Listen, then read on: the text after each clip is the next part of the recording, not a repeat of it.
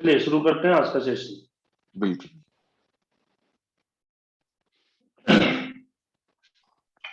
तो मैं भी इसकी रिकॉर्डिंग कर लेता हूँ।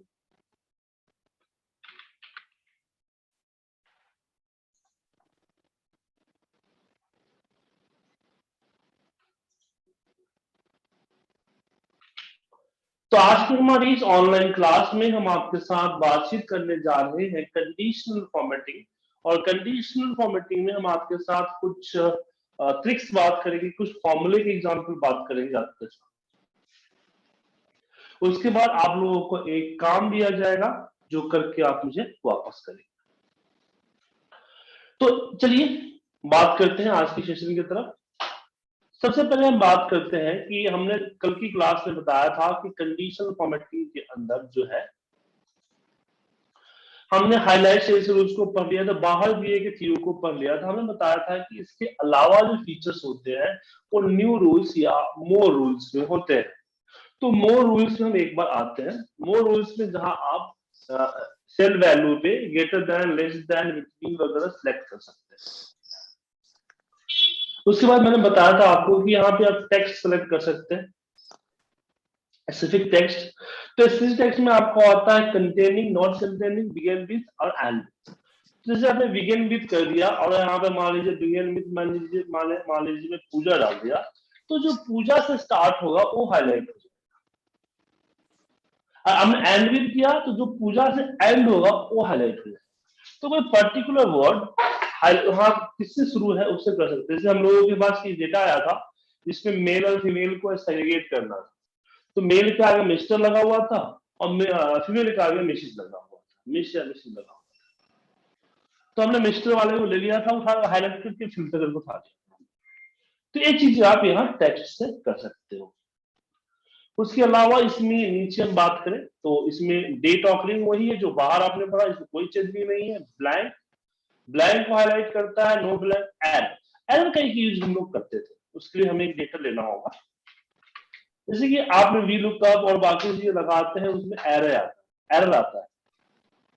तो जैसे मेरे पास डेटा है, अब कहीं कहीं पे मेरा एरर है और कहीं कहीं पे वैल्यू, इस तरह से। और मैं चाहता हूं कि जहां एरर है वो विजुअल ना हो, जो वैल्यू दिख रही है, जिसपे नंबर्स दिख रहे हैं वही दिखे। तो इसके लिए हमारे पास इफ एरर का फॉर्मूला है, इफ एरर के फॉर्मूला से कर सकते हैं, बट इसमें फॉर्मूला वगैरह इंक्लूड नहीं करना चाहते, तो बगैर फॉर्मूला के भी किया जा सकता है। कैसे? इसको सिलेक्ट कीजिए। सिलेक्ट करने के बाद आप जाइए इसमें, सॉरी माफ कीजिएगा, होम के अंदर कंडीशनल फॉर्मेटिंग, न्यू रूल्स, और यहाँ फॉर्मेट सेल्स कंटेन या मोर रूल्स पे जा सकते थे डायरेक्ट। यहाँ पे देखिए एरर। तो एरर के में हमने क्या किया कि इसकी फॉर्मेटिंग में जो फॉन्ट का कलर है, इसकी फॉन्ट जो कलर को मैंने व्हाइट कर दिया। अब बैकग्राउंड में कलर व्हाइट है तो इसलिए हमने फोरग्राउंड कलर जो है व्हाइट। Okay okay. तो इससे क्या हुआ कि आपका जो एरर है वो उसका टेक्स्ट कलर व्हाइट हो। और जाहिर सी बात है सर, व्हाइट बैकग्राउंड पे व्हाइट फोरग्राउंड नहीं दिखता है, जैसे कि आप व्हाइट मार्कर से व्हाइट बोर्ड में नहीं लिख सकते ना। Correct correct. सेम थिंग यहाँ आपके सामने।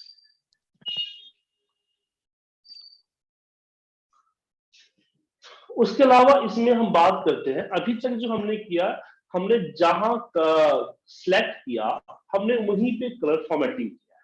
अभी तक के एग्जांपल्स जो हमने बात की।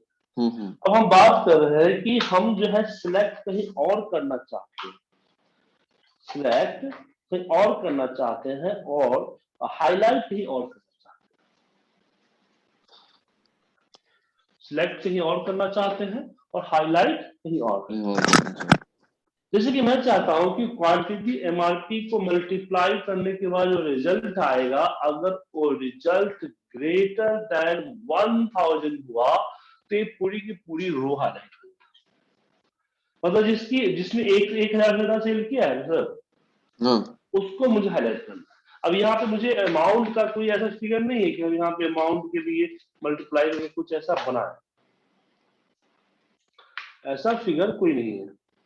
ठीक है। ठीक है, तो हमने एक सिंगल सेल को सिलेक्ट किया। अब यहाँ पे एक ध्यान दीजिएगा, एक गलती हर कोई करता है और मुझे फोन आते रहते हैं, इसलिए बता रहा हूँ क्लियर।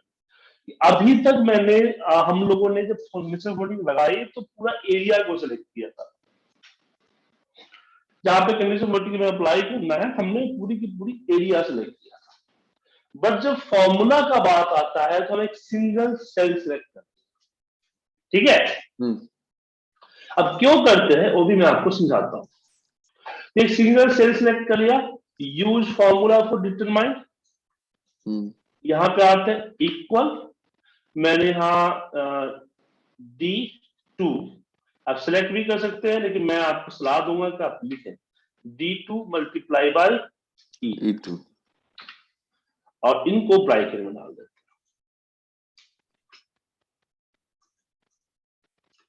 Is greater than 1।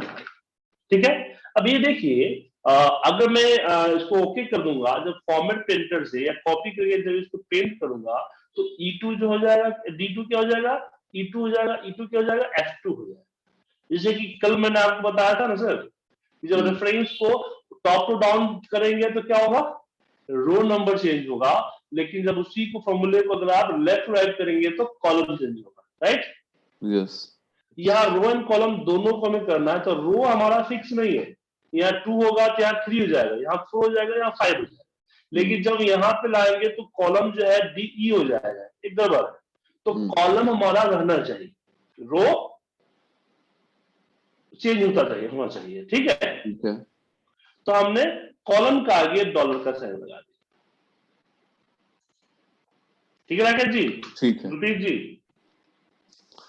अब हमने इस पे अपनी फॉर्मेटिंग चूज कर लेंगे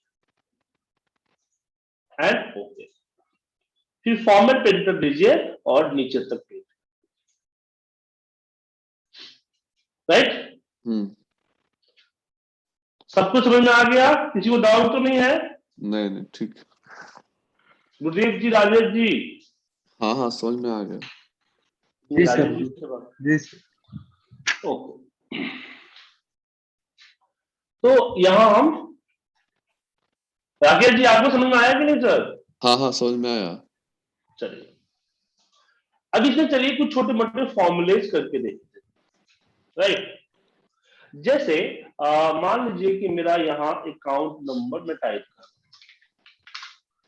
और मैं चाहता हूं कि जो भी मेरे इस कॉलम में नंबर लिखे वो एक्सेप्टेबल हो, लेकिन किसी ने अगर टेक्स्ट लिख लिया, होता क्या है कि अकाउंट नंबर, किसी के पास 2-3 अकाउंट नंबर होता है तो अकाउंट नंबर बैंक के नेम लिख देते हैं, जिसे वो लिख देते हैं इस तरह से कि SBI और फिर अपना अकाउंट नंबर लिखते हैं। एक गलत है, ठीक है ना, क्योंकि फिर वो मैचिंग वगैरह में दिक्कत होता है। तो मैं चाहता हूं नहीं, सिर्फ नंबर टाइप जो कर रहा है वो हाईलाइट ना हो, जैसे किसी ने इसके साथ टैक्स लगा दिया वो हाईलाइट हो जाए। ओके, अब यहाँ पे क्वेश्चन आता है कि किसी सेल में नंबर लिखा है या टेक्स्ट लिखा है, ये कैसे पता चलेगा? इसको पता करने के लिए हमें यहाँ पे इज टेक्स्ट का फॉर्मूला अप्लाई करना। इज टेक्स्ट का फॉर्मूला हमें बताएगा कि ये नंबर है या टेक्स्ट है। कैसे? ट्रू और फॉल्स में। ट्रू कब आएगा? जब टेक्स्ट होगा, और फॉल्स कब आएगा? जब नंबर होगा। एग्जांपल के लिए मैं यहां पे देखिए टेक्स्ट लिखता हूं, और कंडीशनल फॉर्मेटिंग आपका ट्रू पे चलता है, मतलब उसके अंदर जो कंडीशन ट्रू मिल गया तो परफॉर्म कर देगा। यहाँ फॉर्मूला, यहाँ उसको ट्रू मिल गया तो अप्लाई कर देगा।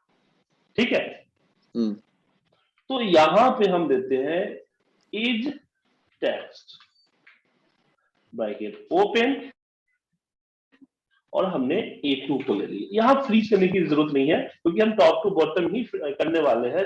ठीक है, फिर हमने यहाँ पे अपना कलर ले लिया, देन ओके एंड फिर फॉर्मेट पेंटर से एक संभावित एरिया में हम फॉर्मेट कर देते हैं जहां तक मुझे अनुमान है कि हाँ मैं यहाँ तक नंबर टाइप करूंगा। ठीक है, तो जैसे ही नंबर लिखेंगे कोई बात नहीं, टेक्स्ट लिखे कि इसे हाईलाइट कर। सर बोलिए। इसमें नंबर और टेक्स्ट साथ में लिखेंगे तब? सर आपको पता होना चाहिए कि आप नंबर टेक्स्ट साथ में लिखेंगे तो टेक्स्ट ही करना, टेक्स्ट को काउंट करेगा जी। एक्सेल में अगर आपने सिंगल या किसी नंबर के साथ कोई टेक्स्ट लिख रखा है तो टेक्स्ट ही कहलाता है। ठीक है सर।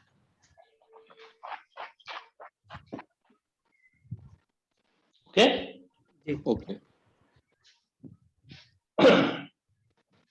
अब चलिए इसमें आगे बढ़ते हैं।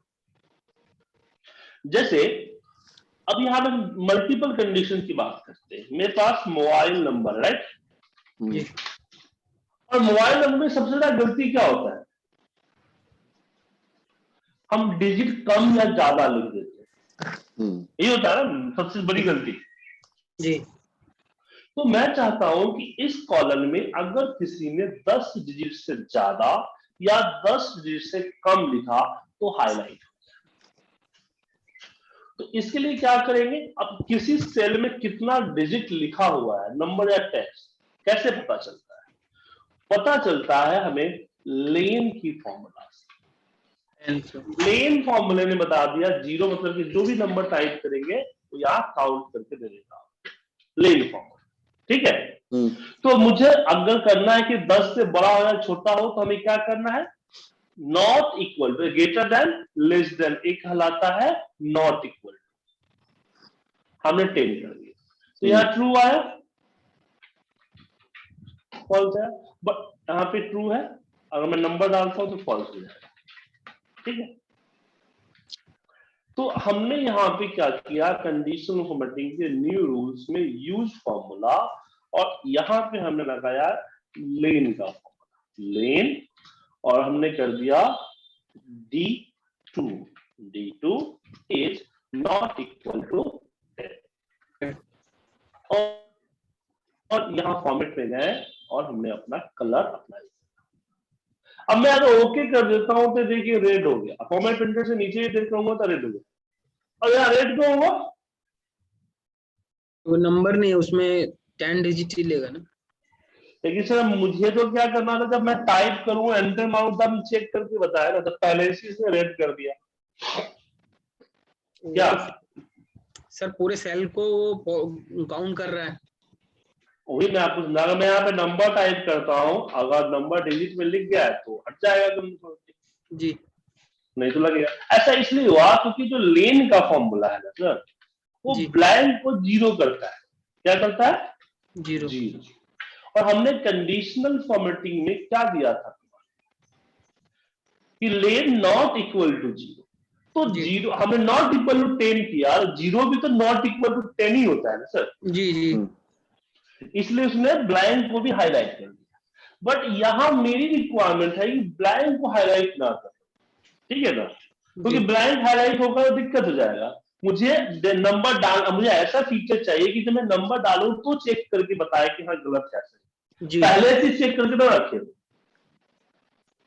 तो यहां पे मुझे दो कंडीशन डालने जी, कि सेल की वैल्यू अगर ग्रेटर देन जीरो है, मतलब उस पर कोई टाइप है, कुछ भी टाइप।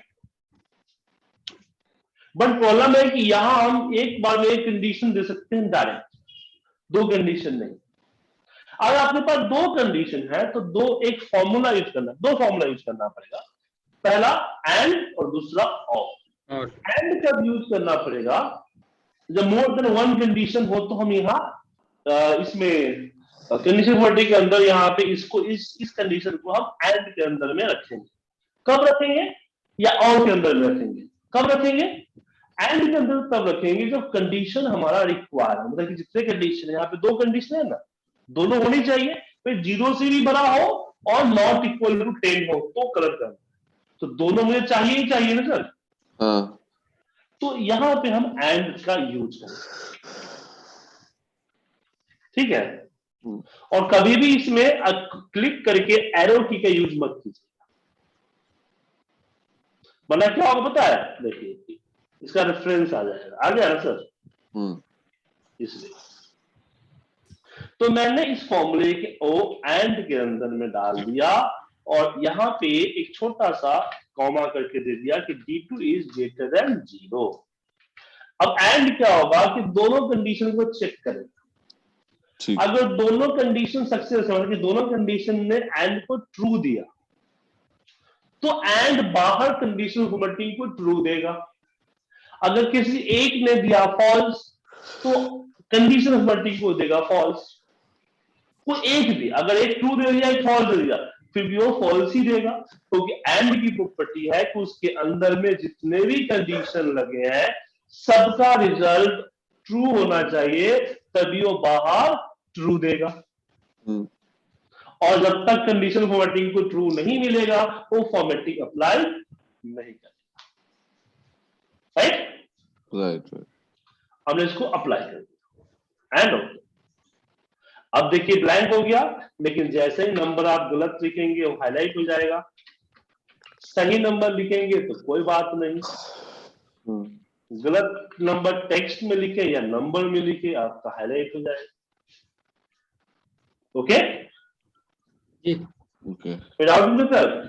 नहीं ठीक है। अब अगला ऑप्शन करते हैं कि मेरे पास दो या दो से ज्यादा कंडीशन है, बट जैसे यहाँ पे Saturday and Sunday weekday लिखा हुआ है, ठीक है। तो मुझे क्या करना है कि सैटरडे एंड संडे दोनों को हाईलाइट करना है। तो हमने एक सिंगल सेल को सिलेक्ट किया और चला गया न्यू रूल्स पे, और यहां पे हमने क्या किया, यूज फॉर्मूला टू डिटरमाइन वाले पे क्लिक कर दिया, इक्वल किया। अब यहां पे मेरे पास दो कंडीशन है। दो कंडीशन ये है कि H1 की वैल्यू ग्रेटर देन, माफ कीजिए ग्रेटर देन नहीं लगेगा, H1 की वैल्यू इक्वल टू ट्रू है, या H1 की वैल्यू इक्वल टू, सॉरी माफ कीजिएगा ट्रू फॉल्स कर रहा हूं मैं, H1 की वैल्यू इक्वल टू सैटरडे हो या H1 की वैल्यू इक्वल टू संडे। तो यहाँ सैटरडे एंड संडे को मुझे हाईलाइट। अब यहां पे प्रॉब्लम है कि दो कंडीशन है या दो से ज्यादा भी हो सकता है, लेकिन यहां कोई एक ही होगा। अब ऐसी पॉसिबिलिटी तो नहीं है कि एक ही सेल में सैटरडे भी होगा और संडे भी होगा, या सैटरडे हो सकता है या संडे हो सकता है। तो यहां दो से ज्यादा कंडीशन है, लेकिन सारे कंडीशन को ऐसी पॉसिबिलिटीज नहीं। इससे पहले वाले एग्जांपल में एंड यूज किया था, तो वहां पे ग्रेटर देन 0 और नॉट इक्वल टू 10 दोनों होनी चाहिए थी, दोनों की पॉसिबिलिटी थी और दोनों होनी चाहिए थी, बट यहां दोनों होना पॉसिबल नहीं है। तो यहां हम लगाएंगे और मतलब आपके पास कई सारे कंडीशन है, आपको कि कोई एक कंडीशन भी मिल जाता है तो आप फर्दर प्रोसीड करोगे, उस केस में हम और का इस्तेमाल करते हैं। ठीक है, करेक्ट। तो H1 इक्वल टू सैटरडे। अब सैटरडे संडे टेक्स्ट है, इसलिए इसको इन्वर्टेड कोमा में लिखना है।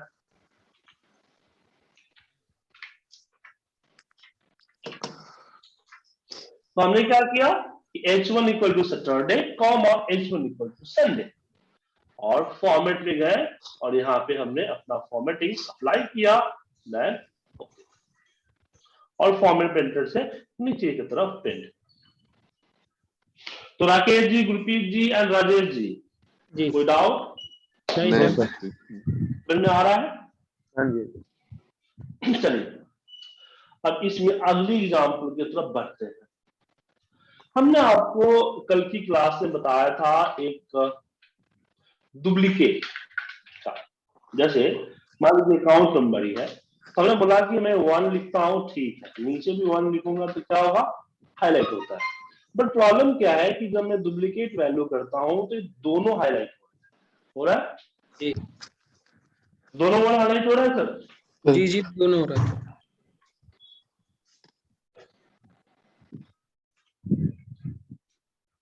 अब मुझे यही पे प्रॉब्लम है, क्योंकि मान लीजिए कि 2 या 3 होगा तो तीनों हाईलाइट होगा, 4 होगा, जितना भी होगा रिपीटेड सारा हाईलाइट होगा। अब इसमें मुझे क्या करना है कि अगर मैंने 3 लिखा हुआ है या 4 लिखा हुआ है, तो पहले को हाईलाइट न करें, ताकि हम पता कर सके कि हाँ ये पहला है, इसलिए इसको छोड़ दो, बाकी ये सब डुप्लीकेट। समझे? ऐसे में हम फिल्टर लगाएंगे डुप्लीकेट पे, कलर के बिहाफ पे, तो सारा आ जाएगा ना सर। जी लेकिन मैं चाहता हूं कि मेरा पहला छूट जाए, पहले को हाईलाइट न करे, ताकि हम डिलीट करें। तो अगर यहाँ पे डिलीट करेंगे तो क्या होगा, वन सारा वन डिलीट हो जाए। जी लेकिन हम जब इसको ऐसा कर दे कि भाई ऐसा कोई सिस्टम लगा दे जो पहले वाले वन को हाईलाइट न करे, तो क्या होगा, जब हम डिलीट करेंगे फिल्टर करके, तो हमें आइडिया रहेगा चलिए इसका एक जो है उसने हाईलाइट नहीं किया हुआ, एक बचा हुआ है। समझे जी राकेश जी, प्रॉब्लम समझ में आया आपको? हाँ समझ में आ रहा है। राजेश जी आपको आया? जी आया सर। इस केस में सर अभी ये सर नंबर को रीड कर रहा है ना डुप्लीकेट के लिए?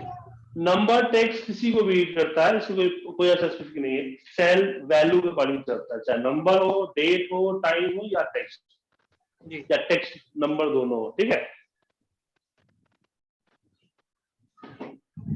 तो क्या करेंगे, तो इसके लिए आपको एक फॉर्मूला यूज करना।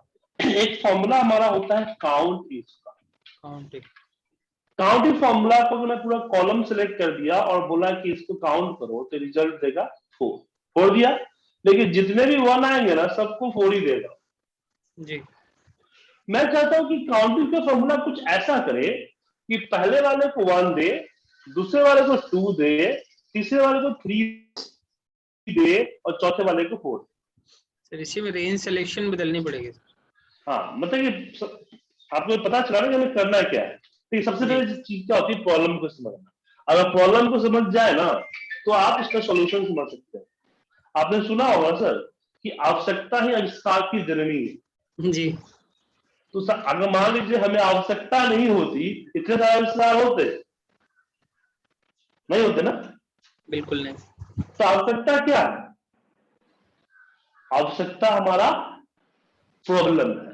जी तो पहले प्रॉब्लम को समझिए। प्रॉब्लम को अगर ठीक से समझ गया ना, तो सॉल्यूशन ढूंढना बड़ी बात नहीं।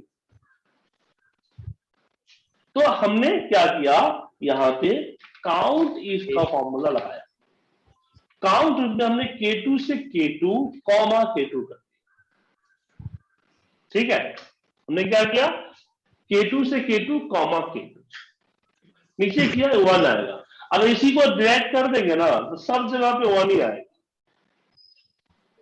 तो ड्रैग करने से पहले एक छोटा सा इसमें चेंजिंग करना। ये पहले वाले K2 को मैंने फ्रीज कर दिया।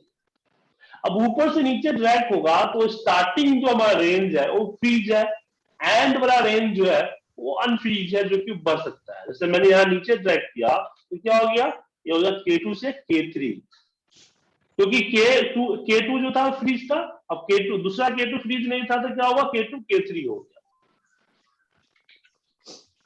अब यहाँ पे देखिए 2 आ गया सर। तो कहने का मतलब है कि इसका लॉजिक ये है कि मैं जहां फॉर्मूला लगा रहा हूं ना सर, उससे ऊपर की सारी रेफरेंस को ले रहा हूं, उससे नीचे की रेफरेंस को नहीं ले रहा।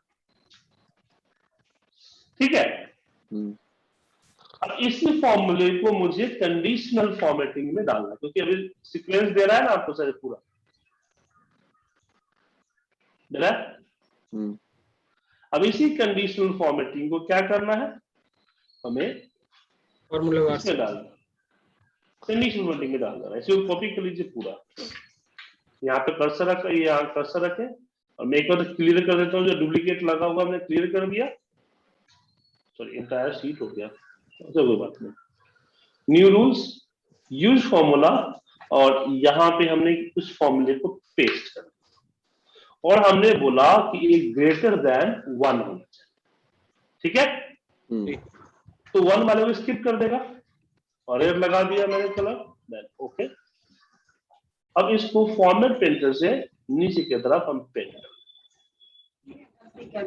तो अगर मैं 2 लिखूंगा, हाईलाइट नहीं किया, लेकिन जैसे नीचे 2 लिखूंगा, नीचे वाला 2 हाईलाइट। अगर मान लीजिए मैंने यहाँ पे लिखा रवि, हाईलाइट नहीं हुआ, लेकिन नीचे जैसे रवि, दूसरा रवि लिखूंगा, दूसरा रवि हाईलाइट। समझ गए? छत पे हो गई ना। अच्छा, बीच में अगर कोई अदर नंबर लिखते हैं 3 और 2 बार 3 लिखते हैं, तो एक हाईलाइट होगा, दूसरा नहीं होगा। जी जी, मतलब कोई भी सेल वैल्यू एक से ज्यादा बार है, जो पहला आपने टाइप किया है उसको छोड़ के उसके नीचे जितना भी रिपीटेड होगा वो सबको हाईलाइट करो। ओके, ठीक है। अब कंडीशन फॉर्मेटिंग में ऐसे हजारों एग्जांपल हो सकते हैं, लेकिन प्रॉब्लम क्या है ना कि मुझे कंडीशन फॉर्मेटिंग से पहले आपको फॉर्मूला समझाना पड़ता है, क्योंकि अभी तक हमने फॉर्मूले को नहीं सीखा। जैसे कि मैं कल बताया था, कंडीशन फॉर्मेटिंग की 3 क्लासेस है, जो कि 2 मैं आपको दे चुका हूं, तीसरी क्लासेस में दूंगा एडवांस कंडीशन फॉर्मेटिंग, जब हम फॉर्मूला को सीख लेंगे तब। ठीक है, तो यहीं पे हम कंडीशन फॉर्मेटिंग को ड्रॉप करते हैं और आगे बढ़ते हैं। जैसा कि आपने देखा, हमने अभी तक आपको बहुत सारी चीजें सिखाई है, ठीक है, बट मुझे ये नहीं पता चला कि आपने क्या क्या सीखा है। जब तक आपसे हमें कोई इनपुट नहीं मिलेगा, जब आपसे कुछ मुझे कुछ बना हुआ चीज नहीं मिलेगा, तब तक तो आप जी सर कहेंगे और हम हाँ सर कहेंगे क्या, और जी सर हाँ सर के बीच में कंफ्यूजन होगा। हम सोचेंगे कि आप जो है ज्ञाता हो गए, तो आप सोचेंगे कि सर ने ठीक से समझाया ही नहीं। तो इस कम्युनिकेशन गैप को दूर करते हैं एक प्रोजेक्ट से। प्रोजेक्ट क्या है? प्रोजेक्ट बताने से पहले हम आपको एक स्टोरी बताएं, इन अ रियल लाइफ का स्टोरी। 2007 में रिसेशन चल रहा था, तो मेरी कंपनी थी सीधी फाइनेंशियल में, जो हम लगे हुए थे किसी थर्ड पार्टी पेरोल पे, एसआर के थी, और सीधी फाइनेंशियल डूब गई, तो हमारा भी नौकरी छूट गया। अब रिसेशन था, जॉब करनी थी, क्योंकि फिर उसके बगैर तो कुछ होता ही नहीं। तो हमने एक कंपनी ज्वाइन किया, टाटा कंसल्टेंसी, जहां ज्वाइनिंग का काम होता। मतलब वो कंपनी ऐसी थी कि डिफरेंट कॉल सेंटर्स के लिए हायरिंग करती। ठीक है, उसका काम सिर्फ इंटरव्यू लेना, उसके बाद उसकी जो रिक्रूटमेंट प्रोसेस होता है, जो ज्वाइनिंग प्रोसेस होता है, उसको फॉलो, क्योंकि वो अलग अलग कंपनी में अपना कॉल सेंटर में अपने पेरोल पे लड़कों को भेजती थी। मतलब कंपनी वो थी, बट काम किसी और कंपनी में करता था, सैलरी जो है उसी के थ्रू जाता था, जो हम ठेकेदारी बेस बोल सकते हैं आम भाषा में। तो वहां पे क्या था कि हर दिन 20 से 25, कभी 50, कभी 70 लोगों की ज्वाइनिंग होती थी,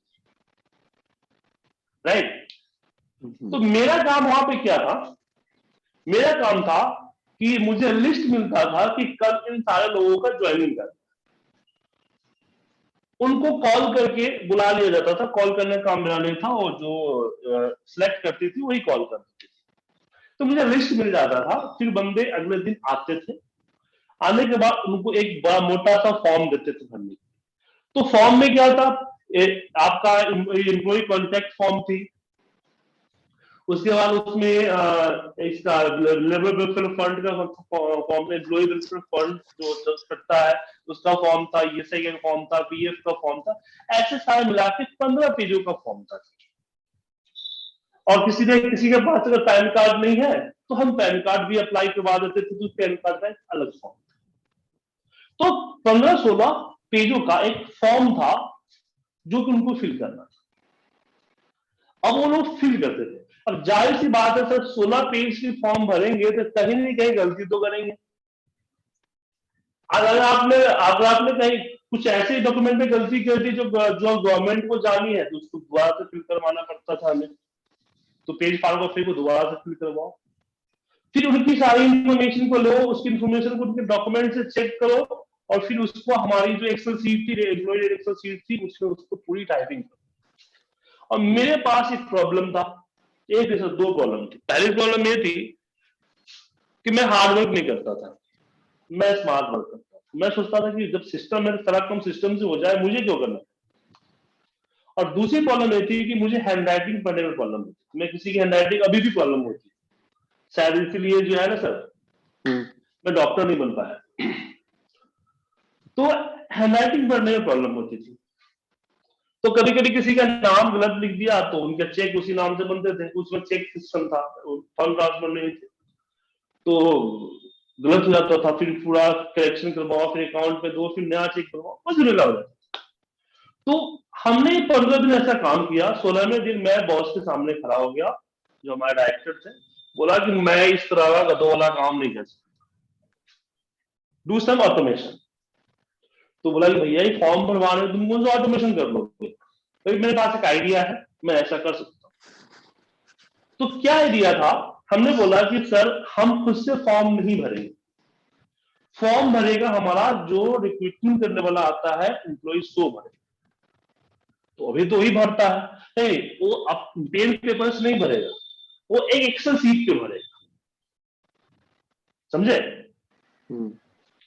तो हमने बोला कि बॉस एक प्रिंटर और एक पीसी कॉन्फ्रेंस रूम में आप लगवा दीजिए, एम्प्लॉय आएगा, मैं उसको एक्सेल सीट दूंगा, एक्सेल सीट पे अपनी पूरी डिटेल डाल देगा, जो डिटेल हमें रिक्वायर्ड है। मैं ऐसा एक सिस्टम डिजाइन करूंगा कि उस डिटेल को 16 फॉर्म पे जहां जहां उसको चाहिए वो वहां पे उसको प्रेजेंट कर देगा, प्रिंट कमांड दूंगा, सारे के सारे प्रिंट आउट निकल जाएगी और डेटा जो है वो हमारे डेटाबेस में ऑटोमेटिक स्टोर हो जाएगा।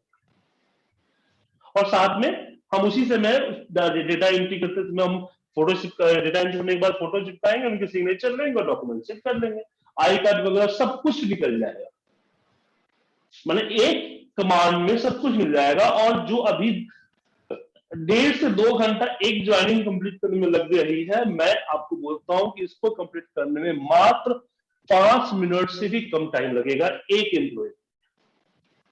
बॉस बोले ठीक है तुम प्रोसीड करो। तो हमने क्या किए, जितने भी फॉर्म्स थे उसको हमने डिजाइन किया एक्सेल सीट। कुछ फॉर्म बताता हूं किस तरह से फॉर्म थे, जैसे पैन कार्ड एप्लीकेशन फॉर्म ही, फॉर्म पैन कार्ड फॉर्मेट एक,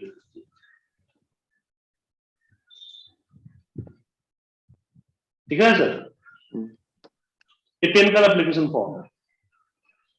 तो यहां देखिए नाम लिखना है, नाम पता चल रहा है आपको, नाम। तो ये क्या किया, देखिए सारे चीज जितने भी 16 पेजों का फॉर्म था, सब इंफॉर्मेशन तो सेम था ना, name, father name, date of birth, address, qualifications, यही था ना सर, प्रीवियस कंपनी। तो हमने एनालाइज किया कि क्या क्या इंफॉर्मेशन चाहिए, सारे इंफॉर्मेशन को हमने एक सीट पे 1 बाय 1 यहां से एंट्री करवा दी, ठीक है। एंट्री करने के बाद मैं बोलता था कि एक बार आप चेक कर लीजिए कि आपने एंट्री सही किया है या नहीं किया। यार हेडिंग डाल देता था कि हाँ नेम हो गया या फादर नेम हो गया या डेट ऑफ बर्थ हो गया, ऐसी हेडिंग डाल देता। ऐसी आई थिंक 25 या 30 सेल से इसकी इंफॉर्मेशन चाहिए थी, और उसे डालने के बाद चेक करके बोलता हाँ सही है। बस यहाँ पे एक बटन था, उस पर क्लिक करते ही 15 फॉर्म फिल ऑटोमेटिक फिल होके इस तरह से फिल होते थे, ये दिख रहा है ना आपको, इस तरह से यहाँ दिख रहा है, इस तरह से फिल हो जाता है। जैसे यहाँ देखिए डिटेल्स में यहाँ पे मैंने लिखा क्या ना, लास्ट नेम शर्मा, यहाँ शर्मा लिखा हुआ है, फॉर्म पे देखिए यहाँ शर्मा आ गया सर, और अलग अलग लेटर में आया, जो जिस फॉर्म में जिस तरह का लिखना था उस फॉर्मेट में वो ऑटोमेटिक फिल हो जाता था। हमने फॉर्मूले की मदद से वो पूरा डिजाइन कर दिया था, और VBA कोड हमने लगा दिया ताकि वो बटन पे क्लिक करते सारे फॉर्म का प्रिंट आउट निकल जाए और सारे डेटा हमारे एम्प्लॉय डेटा में जाके सेव हो जाए। अब हुआ क्या, मैं दिन भर में पूरे दिन में भीड़ लग जाती थी, बहुत टेंशन भाग दौड़, और उसके बाद भी 10 या 12 लोगों की ज्वाइनिंग हो पाती थी सर। और फिर रात के 8-9 बजे तक बैठ के सबका फॉर्म का एंट्री अपना एक्सेल में करना होता। 6 बजे छुट्टी होती थी, लेकिन मैं कभी भी 9 बजे से पहले नहीं निकल पाता कि सारे फॉर्म की डेटा एंट्री करके मुझे जाना। और जिस दिन मैं जल्दी निकला उस दिन मैं मॉर्निंग सुबह जाकर ऑफिस जाकर कल वाली सारी ज्वाइनिंग की डेटा फिट करता हूँ। लेकिन अब इस फॉर्मेट से क्या हो गया, इस डिजाइन से क्या हो गया कि मेरा काम मुझे अपना काम करना ही नहीं, मेरा काम सामने वाला बंदा कर रहा है। वो आ रहा है, अपना डेटा एंट्री कर रहा है, क्लिक कर रहा है, ऑटोमेटिक फिल किया हुआ फॉर्म बिना करेक्शन का, कोई करेक्शन का नहीं, फिल किया हुआ फॉर्म निकलता था। बस उस पर फोटो गन से चिपकाते थे, फोटो के साइन लेते थे, नीचे जहां साइन थी वहां साइन लेते थे और डॉक्यूमेंट लेते थे, बात खत्म। लेकिन ये सब हुआ कैसे, हम इस तरह के फॉर्म डिजाइन करने में एलिजिबल हुए तभी ना, क्या सर? आपको क्या लग रहा है ये फॉर्म ऐसे बना हुआ है सर? इसको बनाने में बड़ा दिमाग और बड़ा मेहनत लगा हुआ है, तभी सोच रहे करेंगे कैसे। तो हाँ, ये जो स्टोरी मैंने बताया इसलिए बताया कि आपको पता चले कि आप कोई फॉर्मेट डिजाइन करते हैं तो फॉर्मेट डिजाइन एक इंपॉर्टेंट पार्ट होता है, चाहे वो आप किसी एप्लीकेशन फॉर्म की बात कर ले या अपने जो एक्सेल में रिपोर्ट की जो फॉर्मेट होते हैं, जो आपकी रिपोर्ट होती है, जो डैशबोर्ड्स होते हैं, वो फॉर्मेट जो होती है वो इंपॉर्टेंट होती है, समझे? उसी के ऊपर आपका पूरा का पूरा वर्क प्रोसीजर डिपेंड करता है। जैसे कि मेरा इस स्टोरी में जो काम मैंने बताया, एक फॉर्म जो है डिपेंड करता था मेरे ऑटोमेशन पे। अगर मैं फॉर्म नहीं डिजाइन कर पाता तो मुझे बहुत सारे फॉर्मूले पता है, मुझे बहुत सारे बीजी कोड्स पते हैं, फिर भी इसका कोई बेनिफिट नहीं होता। क्या? क्योंकि प्रिंटर में पेपर डाल के हम टाइप तो नहीं कर देंगे। चलिए, तो आज का आज को जो मैं आपको देने वाला हूं टास्क वो यही है, आपको जाना है गूगल पे और गूगल वाला से फॉर्म सर्च करके मांगना है, एप्लीकेशन फॉर्म या कोई फॉर्म कर दीजिए या एप्लीकेशन फॉर्म कर दीजिए, एप्लीकेशन फॉर्म, राइट? उसके बाद इसके इमेज वाले सेक्शन पे क्लिक कीजिए। यहां पे आपको बहुत सारे इमेजेस मिलेंगे एप्लीकेशन फॉर्म दिख रहा है। अब मैं आपको कोई फॉर्म सजेस्ट नहीं कर रहा हूं कि मुझे आपको पता नहीं कि आप कौन सा बना पाइए, इसलिए एक डिसीजन आप लीजिए कि इसमें से आपको कौन सा फॉर्म बनाना है। पर ध्यान रखिएगा, एक अट्रैक्टिव फॉर्म बनाइएगा जिससे मुझे देख के लगेगी वाओ गुड, इस तरह का आवाज निकलना चाहिए, ठीक है? और इसके लिए जो भी चीजें चाहिए वो सब आपको पता है। आपको बॉर्डर लगाना पता है, कलर करना पता है, लाइनिंग देना पता है, मर्ज करना पता है, सब पता ही है सर,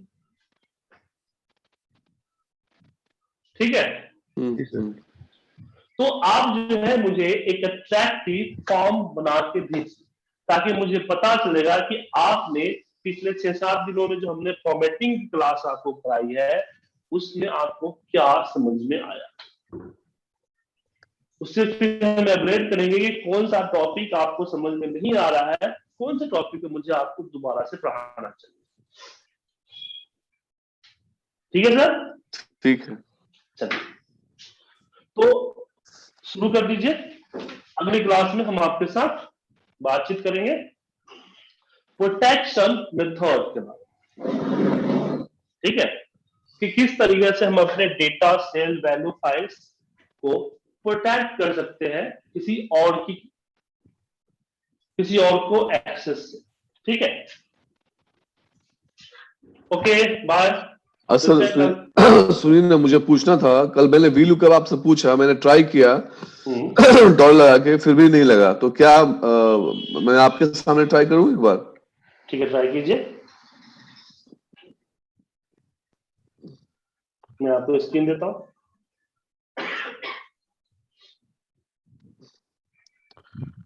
इसमें एक सेकंड, शेयर स्क्रीन पे क्लिक कीजिए ना सर। कहाँ पे? शेयर स्क्रीन, शेयर स्क्रीन आ रहा होगा ना? अच्छा, शेयर स्क्रीन, हाँ क्लिक किया, एक सेकंड।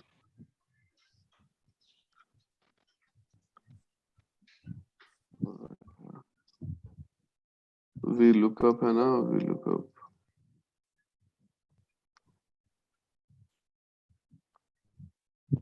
सर आप एक्सेल फाइल ओपन कीजिए ना, उसमें रिसेंट फाइल में दिख जाएगा एक्सेल फाइल।